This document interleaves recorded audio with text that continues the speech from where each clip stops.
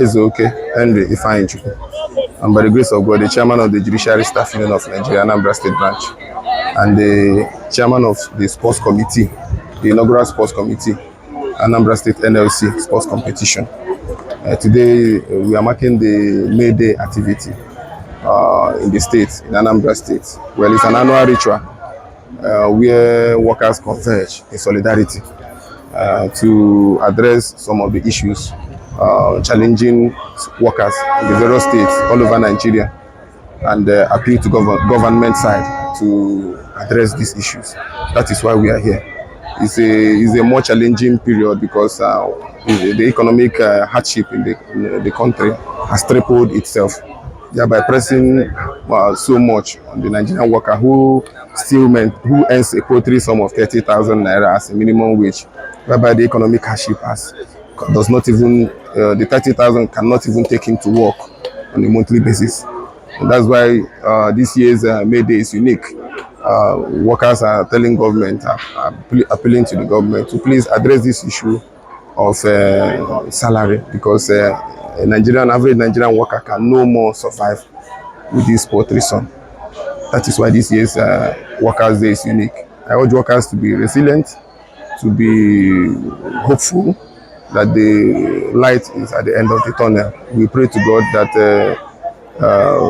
in no distance time, a new minimum wage will be. Joangi Chidiebere, I'm a secretary, state secretary in Nupro. I'm going to for 29 years. We keep na have minimum wage and I found all na. Why Ghana found all the rolling dollar. Makanina if I na eme n'obodo anyị dị skita na ị ga na-akwụsị ndị ọrụ dịka ị ga na-akwụ nwa na-eji gote akara, maka na nwere ga akwụ kịta ndị ọrụ zuonu ebe ọ ga-abụ na permanent secretary na ọrụ oyibo ị ga na-akwụ ya ebe 100 and ndị na-anya ife n'ụgwọ akwụkwọ mfu nwa na university na ebe 160, which na ofu salary ofu onye director ezuru ụgwọ akwụkwọ nwa ya. Ifo na ụbọchị siri ike, so ihe anyị na-ayọ gọọmenti ya biko ka ọ nebanye anya na salary ndị ọrụ, maka na onwe ha ndị ọrụ a na-akwụ minimum wage, even na Anambra adakwụ anyị minimum wage, onwe ihe dị ka minimum wage na Anambra. Na ọ dị ọkwa anyị mma chacha, ọ dịrị anyị mma chacha, maka na ego niile a na-akpata nwere nke na-ezu ezu. The more anyị na-esi ọnwụ ka ijide the money, the more ọ na-aga na nri. Ị na-anya ifu na ezinụlọ ụfọdụ adịghị edịkwụzi ezigbo nri, na ego a na-akpata na ego ọrụ oyibo ada ezu ezu. Onwe onye ọrụ oyibo ego ya na-ezuru, and anya nwa mme abịa ifu na onye ọrụ oyibo ọbụla na-achọ kedu ihe m ga-eme ka m wee zuo ezinụlọ m,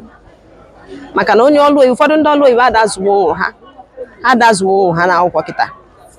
So anyị wee na-ayọkwa na gọọmenti si anya biko ya gbatala ọsọ enyemaka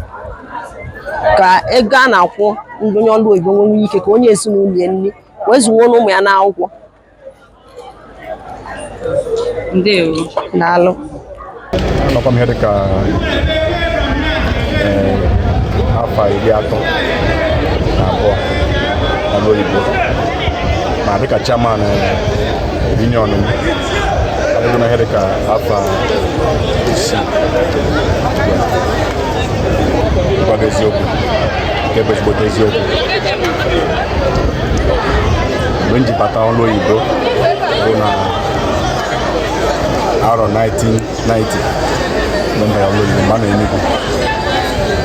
Dịka onye ezigbo onye ọrụ oyibo m bụ lụgide ọrụ arọ na ngwa iketa nwa na-alụ ya bụ ọrụ amalụgo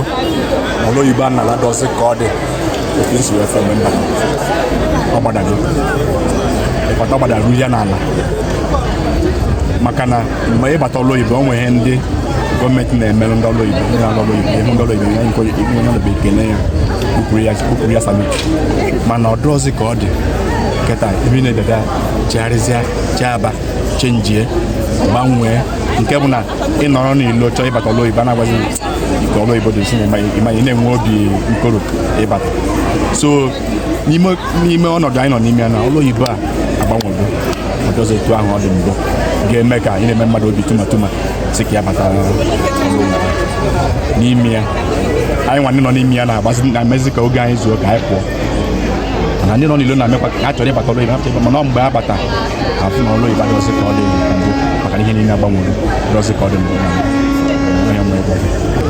ndụmọdụ erikanụ na m ga-enye gị ole ma ole ndụmọdụ nwere ndị na-abata ọlụ Igbo bụ mgbe mbụ mgbe anyị nwajibata ọlụ Igbo ịbụrụ ahịa ọlụ Igbo onweghị ọzọ ị ga na-eme ime mepe dị ụlọ azụmahịa nke aka gị ịbata ọlụ Igbo gaa ka ịma chisa ji ọlụ Igbo oge aka ruo ịlọta ịnọkọta ga mepe ihe ọzọ na ị nwere ihe oyibo na-akpọ shop ma ọ gị ịnọ n'okwu mana ndụmọdụ nye ndị na-abata ọlụ Igbo na-amụ ịbata ọlụ Igbo kata echekwana ka mkpụrụ obi gị niile ihe niile ị nwere ka ọ dị n'ọlụ Igbo ahụ ị ga na-alụ ọlụ Igbo ihe jikọrọ gị na gọọmenti bụ oge ahụ n'ụka emechara na ịgbasa ọlụ Igbo gị chọrọ ihe ọzọ ị na-eme ị agba mbọ n'okwu ọlụ aka nke aka gị ihe natara chi ma ihe ịmụta n'aka mmadụ ọhịa ka ị na-eme na-abụ ọzọ ọlụ Igbo ma ọ yi nwe obere ahịa ihe ga-eji ma ọ nwee ugbo azụ ụlọ ọ ga-enwe ihe ọzọ ị ga na-eme ị ga-eji na-enyere were ebe aka iwere aka na abafọ na ụkwụ na-eche ọlụ Igbo ahụ mgbe a na-enwe ihe ị ga-eme mgba gị ya ndụmọdụ mbụ na onye ọla nọ n'ọlụ Igbo ka abụrụ ka je gwabali ọgwụ ihe ọla nọ n'ọlụ Igbo kwụsị inwe ihe ọzọ ọ na-eme nke o ji aka ya mụta ma ọ natara chi oge ji na-enyere ụgwọnwa ahụ a na-akwụ ya maka ichekwube ụgwọnwa nke gọọmenti mgbe a na-enwe ihe ị ga-eme ọkwa so n'aka so n'ọrụ